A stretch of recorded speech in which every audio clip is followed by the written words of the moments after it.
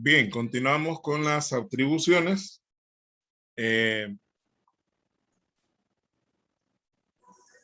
Son bastante, llega hasta la letra N. Vamos por eso un poquito rápido porque también me interesa que veamos las prohibiciones, que es otra cuestión que a veces quizás es un poco más delicada porque aquí nos está diciendo lo que sí podemos hacer, pero en las prohibiciones nos va a establecer lo que no podemos hacer. Eso a veces puede generar más problemas, sobre todo a nivel legal. Podemos caer hasta en una situación de responsabilidad penal si nosotros no realizamos alguna actividad de las que están expresamente prohibidas en la ley que hagamos. Entonces, nos habíamos quedado en realizar estudios de revaluación de activos. Ya podemos actuar como peritos valuadores, porque tenemos la capacidad técnica para evaluar un activo de acuerdo a los criterios que establecen las mismas normas. Que el criterio del valor razonable, hay una serie de criterios en cada una de las normas, dependiendo del tipo de activo o de pasivo que sea. Nosotros podemos, en este caso, como son activos, pues podemos aplicar esos criterios para poder determinar el valor de un activo y ajustarlo contablemente.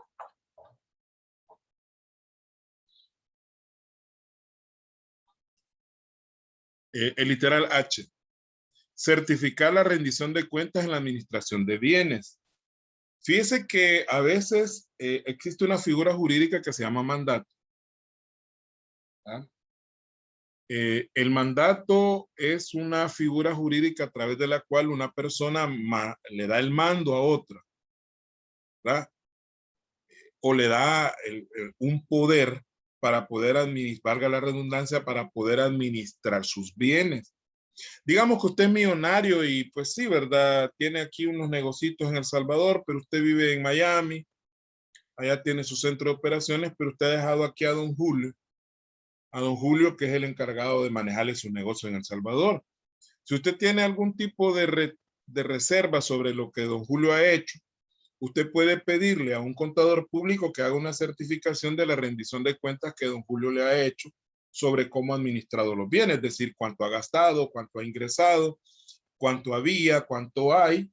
Eso es una rendición de cuentas, es decir, un informe sobre donde se explica en qué se utilizó la plata, cómo se utilizó, cuánto dinero entró, cuánto salió, cuánto quedó.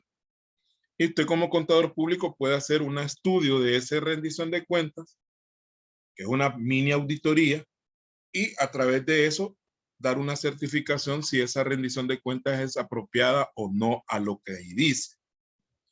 Luego también certificar y razonar toda clase de asientos contables. Es decir, que aquí no se refiere a la contabilidad en su totalidad, sino a una parte de la contabilidad que haya duda. Usted puede certificar y razonar si ese movimiento contable que está registrado ahí se ha hecho apropiadamente. A eso se refiere.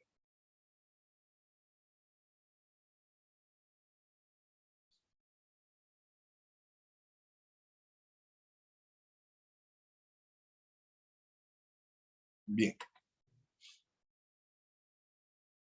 El J, realizar la compulsa de libros y documentos en la dilucidación de asuntos contables relacionados con toda clase de juicios a petición del juez de la causa o las partes en conflicto. Nosotros también tenemos el derecho o la facultad de ser contratados como especialistas en juicios, sobre todo de naturaleza mercantil, que es donde nosotros tenemos mayor campo de participación, para hacer compulsa. La palabra compulsa, que pues es un poco arcaica porque no se usa mucho, o al menos quizá no arcaica. Arcaica quiere decir que ya es una palabra antigua, ¿no? Quizá no sea ese el término, sino sea un término muy especializado que utilizan más que todos los abogados. La compulsa es una comparación, un cotejo entre lo que se registró y la fuente de donde se sacó la información. Vamos a poner un ejemplo para que lo entendamos de manera un poquito más concreta. Imagínense que hay un juicio por estafa o por administración fraudulenta. Hay un señor ahí, bueno, vamos al caso de don Julio. Don Julio es el administrador y usted lo había contratado, alguien lo había contratado para que administrara, pero hay cierto señalamiento de parte del dueño de las cosas que dice que don Julio pues se clavó tanto aquí o hizo un mal negocio por allá. Entonces, administración fraudulenta. Entonces lo contratan a usted como contador público para que haga un análisis, un cotejo, así se le llama también, un cotejo entre la información que está registrada en la contabilidad y los documentos que le dieron origen a esos registros, que pueden ser facturas, recibos, contratos, etcétera. Y usted al final va a llegar a una conclusión, ¿verdad? Como testigo especialista, y usted va a decir al juez si esa información que está registrada en los libros es o no es razonable con respecto a la información de dónde se sacó la información o con los hechos que realmente se dieron. Entonces, eso es parte de nuestra posible función en un momento dado. Podemos ser testigos especialistas en un juicio de cuentas o en un juicio mercantil, ¿verdad? Ya nos ven acá, vamos a la AK. Dictaminar o certificar las liquidaciones para el pago de regalías, comisiones, utilidades y retorno de capitales. Esto tiene que ver con los activos intangibles o cuando hay una relación entre una persona o una empresa y otra persona, la cual está haciendo uso de un recurso que le pertenece a la otra. Bueno, vamos a ponerlo en un contexto más claro. Yo creo que ahí ya los enchivoné. Veamos las partes de las regalías. Pongamos el ejemplo de las regalías. Digamos que usted es escritor. Usted ha escrito un libro. Los libros se consideran propiedad intelectual porque el libro no vale por el papel en el que está escrito, sino que vale por las ideas que ahí están. Pero eso es propiedad intelectual. Entonces usted le vende sus derechos a una editorial. La editorial va obviamente, a producir el libro, lo va a editar y lo va a vender. Y usted llega a un acuerdo con ellos, firma un contrato. Y digamos que el contrato consiste en que usted tiene derecho al 5% de las ventas que se hagan del libro, del ingreso bruto de las ventas que se hagan del libro. Es decir, cuando decimos ingresos brutos, sin descontar gastos. Los ingresos, así, las ventas totales.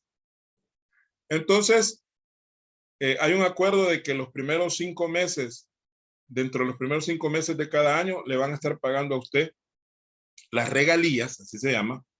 Ese 5% se le llama regalías de las ventas que se hizo del libro. Entonces, obviamente, quien lleva el control de las ventas es la empresa, la editorial. Usted no tiene acceso directo sobre ese dato. Ellos le pueden decir que vendieron, ¿qué? $10,000 de libros. Entonces, el 5% de $10,000 son 500 pesos, que es lo que le estarían dando a usted por la venta de esos $10,000 de libro. Entonces usted puede contratar a un auditor para que vaya y verifique si realmente son $10,000 de venta, si no es más de $10,000, obviamente, porque menos no creo que sea, no creo que le estén regalando más de lo que usted le han contratado, pero sí le pueden estar dando menos. Entonces el auditor va a ir a hacer esa certificación, a dictaminar si es cierto que ese 5% está exacto sobre ese nivel de venta. Mire, no, se vendieron 15,000, ahí le deben 250 pesos. Entonces, son cuestiones donde también el auditor puede intervenir. Lo mismo si son comisiones cuando son ventas por cuenta ajena. Usted vende producto por cuenta ajena en consignación, también le puede estar dando gato por liebre, tanto usted a la empresa que le comisionó, como la empresa a usted que le va a pagar la comisión. Y lo mismo utilidades en cuanto a inversiones que se hayan hecho en ciertos capitales. Quiere decir que el contador público en cierta forma es un fedatario porque nos encargamos de dar fe de algunas cosas. Dada nuestra capacidad técnica, tenemos la autoridad de decir si algo es o no es. De ahí lo delicado de nuestro trabajo. Porque si nosotros no hacemos nuestro trabajo de manera diligente y apegado a lo que la ley dice, entonces podemos inducir a error a otras personas y esos errores al final se pueden convertir en dinero perdido. Y de ahí lo delicado del trabajo del contador público. De ahí que el consejo que yo les doy es, primero, que cuando ustedes acepten un trabajo en cualquiera de estas cuestiones que estamos viendo y que a usted está quedando claro de que sí, en qué podemos nosotros actuar, tenga siempre el cuidado y la diligencia. Lo veíamos en seminario de auditoría, creo que por ahí uno o dos de ustedes tuvieron esa materia conmigo, que no fue como tuvo que haber sido. Yo quedé en deuda por la misma sistema que nos pusieron de las medias clases y todo eso. Pero ahí veíamos que parte de las normas de auditoría dice que uno debe ser cuidadoso y diligente a la hora de aceptar un trabajo. Eso en primer lugar. Y si usted a la hora de evaluar la posibilidad de tomar un trabajo, usted siente que no tiene la capacidad para hacerlo, no porque usted sea tonto y no tenga la capacidad intelectual, sino de tiempo, ¿verdad? Puede ser que usted no tenga el tiempo suficiente para dedicarle ese trabajo y no tenga quien le ayude. En fin, hay una gran cantidad de limitaciones que usted puede tener, pues simplemente usar esa palabra que a veces no nos gusta usar, pero que a veces es necesaria. Decir no. Fíjese que lo siento mucho, pero no le voy a poder dar, ¿verdad? Pero le voy a recomendar a un colega que tal vez, ¿verdad? Licenciado Noasis, usted lo puede hacer, ¿verdad? Entonces, me dan la recomendacioncita, ¿no? O sea, también hay que ser solidarios en el gremio, porque muchas veces la actitud que tenemos hacia los demás colegas debe ser de competencia, claro que sí. Tampoco yo voy a dejarme quitar los trabajos solo porque sí, ¿no? Pero dentro de todo ese afán de competencia también debe de haber lealtad. La lealtad no es que usted le va a regalar el trabajo a otro, pero también ser justo y honesto y no andarle acerruchando el piso a los demás. Por ejemplo, que usted le diga a un cliente, ¿y quién le va a hacer ese trabajo? Ah, licenciado fulano. No, hombre, ese no sirve, ¿verdad? Mire, no, hombre, ese lo va a dejar tirado. Ese le va a hacer una gran chambonada. Aunque eso así sea y usted tenga conocimiento de causa que el colega es algo chambón, usted no tiene por qué decirle al cliente esas cosas, ¿verdad? Puede sonar hasta irresponsable y decir, pues sí, pero si yo sé que le va a hacer un mal trabajo, tendría yo que decirle al cliente, mire, lo más que usted le puede decir, bueno, sí, pero tenga cuidado en el trabajo que le van a hacer, hasta ahí, ¿no? Pero sin personalizar y decir de que fulano no sirve o que fulano es mafioso, u otro tipo de a veces de aseveraciones que se pueden hacer y que no son éticas, porque también hay un código de ética que nosotros debemos cumplir. Así que, y parte de esa ética es no despotricar en contra de los colegas, por más que sepamos lo que sepamos de esa persona.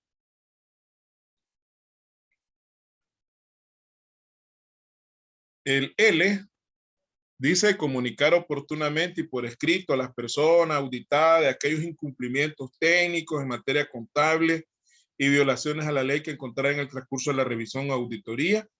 Y en el caso del informe de auditoría gubernamental, será rendido ante la institución pública que haya contratado, el que deba remitirse también a la Corte de Cuentas.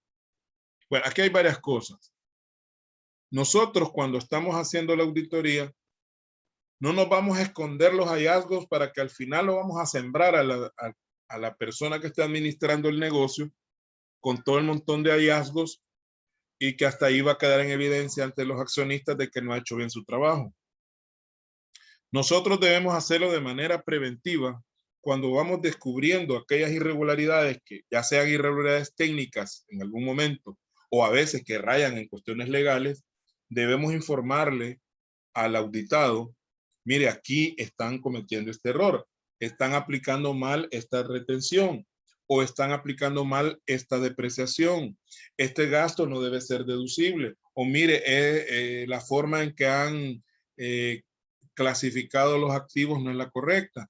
Cualquier situación técnica o legal que nosotros veamos que es incorrecta, debemos informársela previamente con la finalidad que esto se corrija y de tal manera que cuando lleguemos al informe final, todas estas situaciones hayan sido de alguna manera solventadas. No debemos esperar hasta el final para sacarle toda la retahíla de cosas y que la persona hasta entonces se dé cuenta de lo que estaba haciendo mal. Parte de nuestro trabajo como auditores también es prevenir que estas situaciones se den o se sigan dando.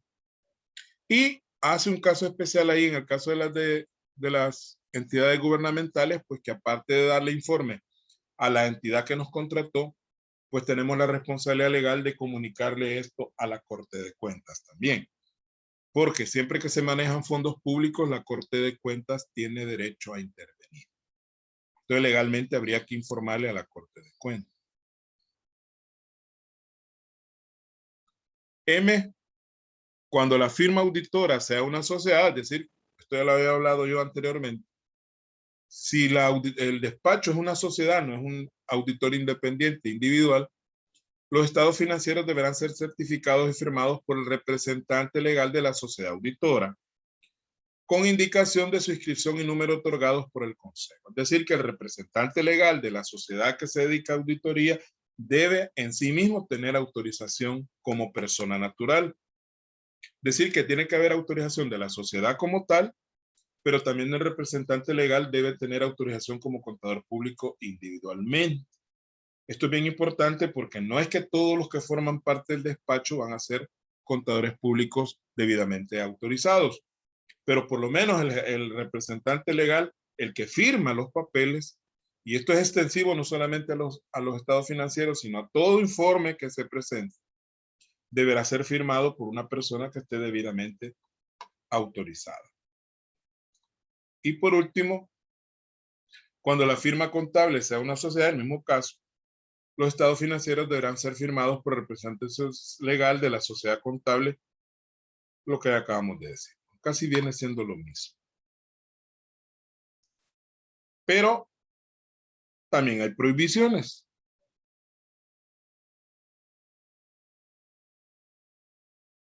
Así como el auditor, el contador público, tiene atribuciones, también tiene prohibiciones.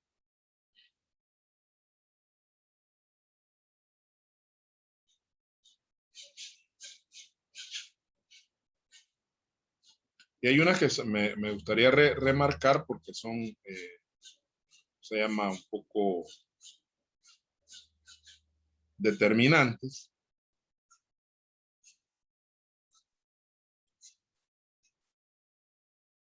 Las primeras prohibiciones son casi hasta obvias, ¿no? Pero como me decía un compañero, un colega por ahí abogado, colega porque somos profesionales ambos, no porque seamos de la misma área, él es abogado, yo soy contador. Las leyes no se pueden dejar al sobreentendimiento. Es decir, las cuestiones legales, aunque parezcan obvias, tienen que mencionarse. Porque alguien puede decir, bueno, si es que eso es obvio y que cada quien debe saber que eso así tendría que ser, ¿no? Que para bañarme yo necesito agua, eso es obvio. No me voy a decir que me voy a bañar y no hay agua. Claro, en la vida cotidiana podemos tomar ese criterio, pero en la parte legal, aunque parezca muy obvio la cosa, hay que decirlo, porque nadie está obligado a hacer lo que la ley expresamente no dice, ni a privarse de lo que ella no prohíbe.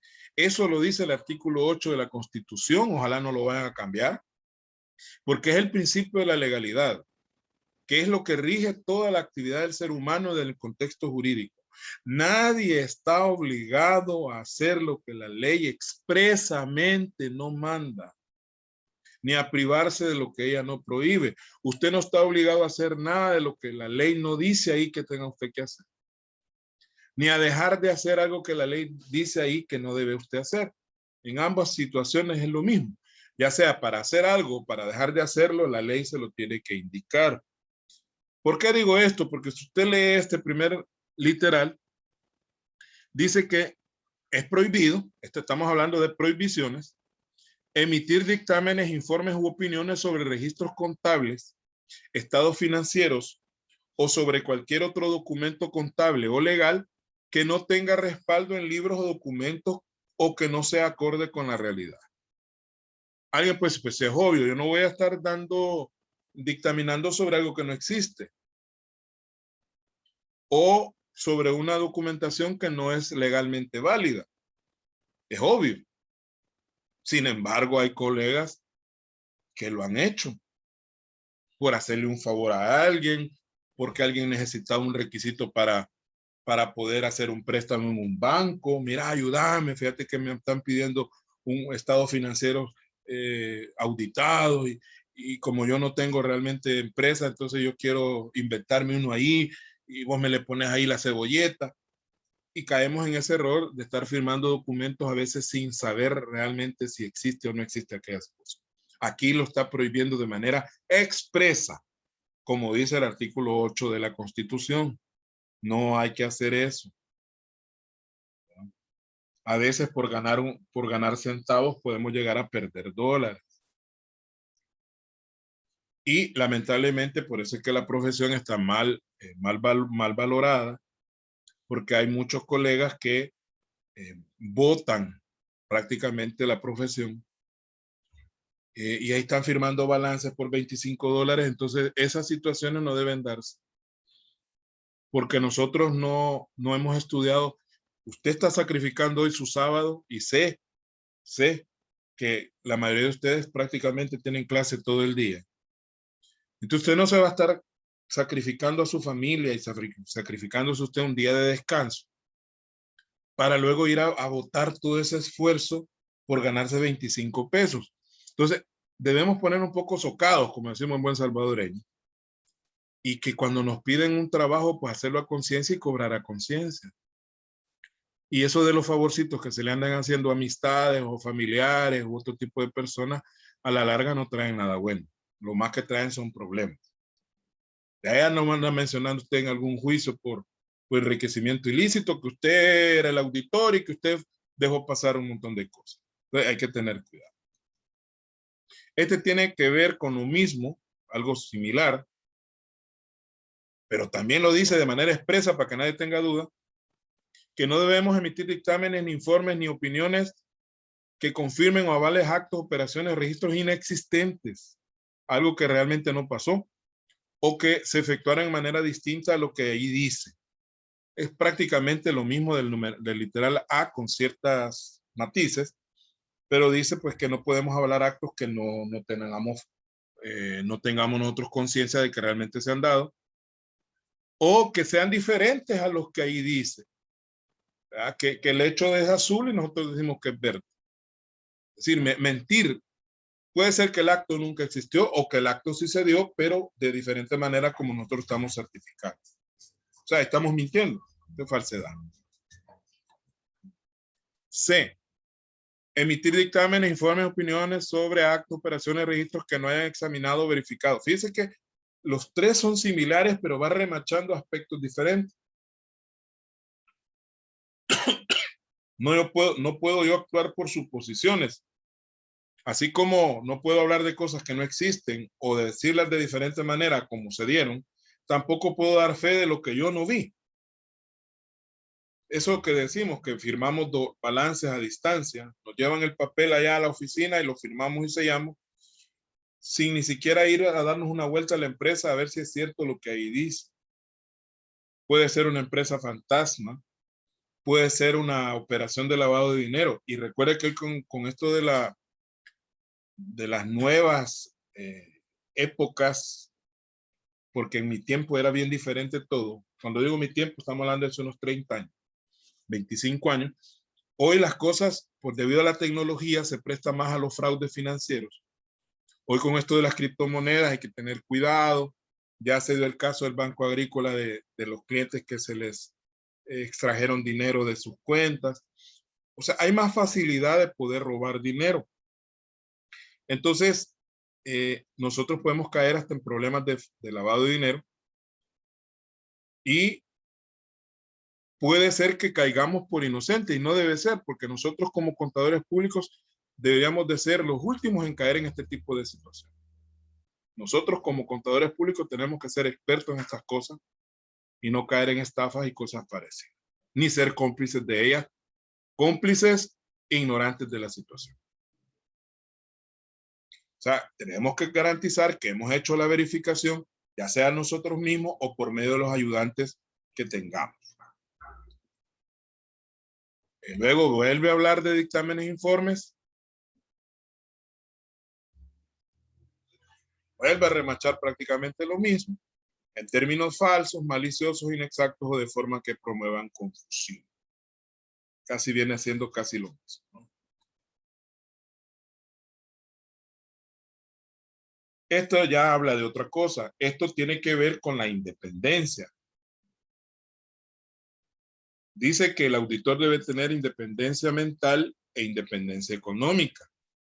Para tener independencia mental, primero hay que tener independencia económica.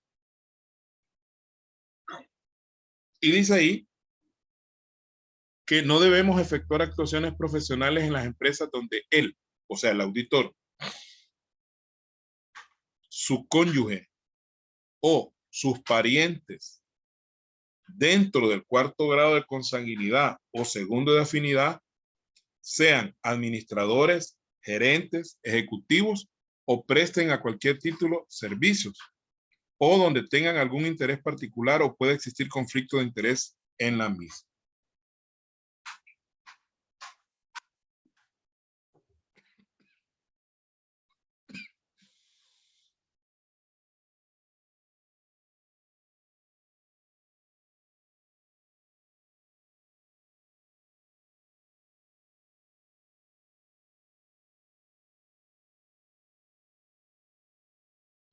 Bien, ahí van a disculpar, pero ya la garganta me está. Vamos a tratar de explicar esta última idea.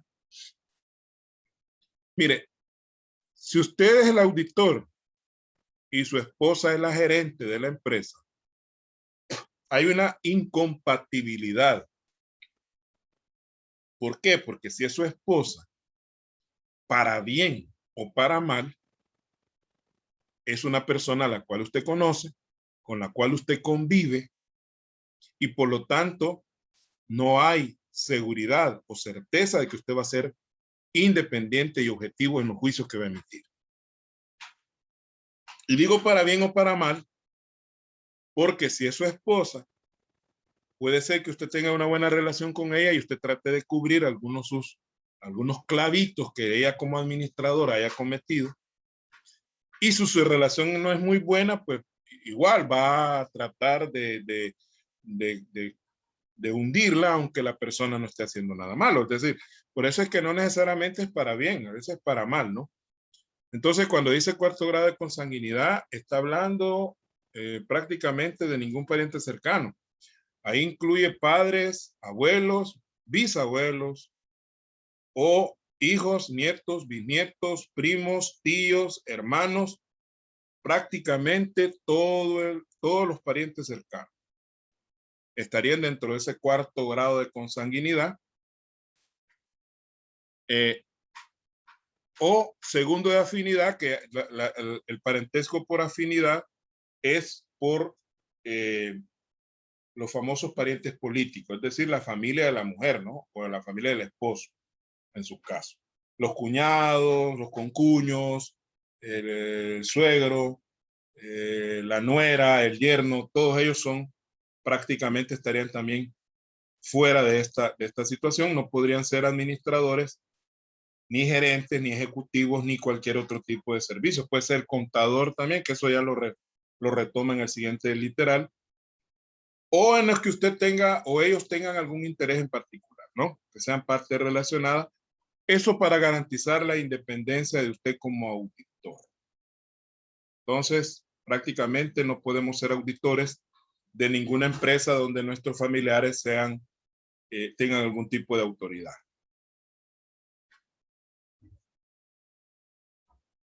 Luego dice lo mismo. Ahí hay unos problemas ahí de dedo, ¿no? Sociedades, instituciones o asociaciones donde él, sus socios o accionistas o empleados sea el responsable también de la contabilidad en forma directa. Usted no puede decir, mire, yo le voy a llevar la contabilidad y le voy a llevar la auditoría. No se puede, ¿verdad? Porque es incompatible la función de contador con la función de auditor. el auditor es uno y el contador debe ser una persona totalmente diferente y no pertenecer a la misma empresa, es decir, la misma sociedad de contadores le lleva la contabilidad. Ah, mire, pero que don Chepito lleva la contabilidad y don Juancito es el auditor. No, pero si son del mismo despacho los dos, igual están en el mismo problema. Tendría que ser el contador así independiente o de otro despacho diferente y el auditor independiente o de otro despacho diferente también. A eso se refiere, es decir, pueden ser dos personas distintas, pero si están dentro del mismo despacho contable, pues estamos prácticamente en lo mismo. Debe separarse, es incompatible la función de contabilidad con la función de auditoría. Deben ser ejercidas por personas diferentes y que no tengan ningún tipo de relación.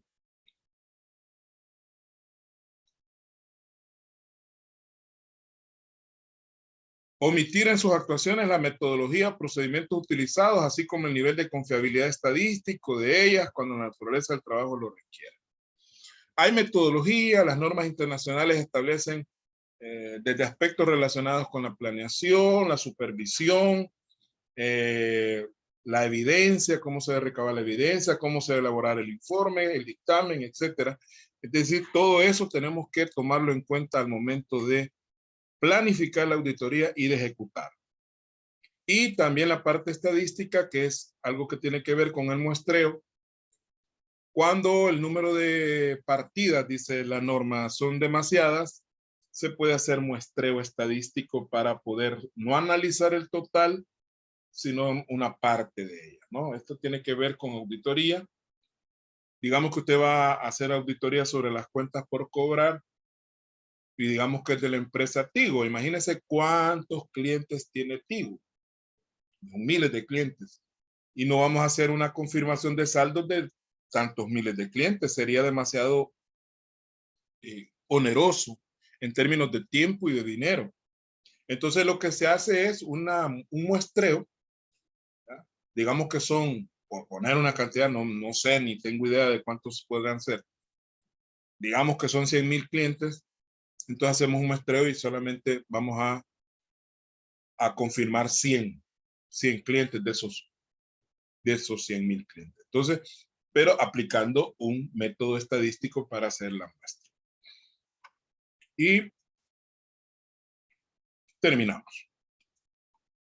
Entonces, yo les voy a enviar hoy mismo, jóvenes, la parte del laboratorio para que me lo preparen estas 2 semanas y estaríamos recibiendo ese trabajo a mi correo. A más tardar, permítame, ya les voy a especificar la fecha. A más tardar el día sábado 2 de octubre. Sábado 2 de octubre. Ahí les voy a especificar en el documento que les voy a enviar al WhatsApp todos los lineamientos de ese trabajo. Así que muchas gracias por su atención. Licenciado, una pregunta. Dígame.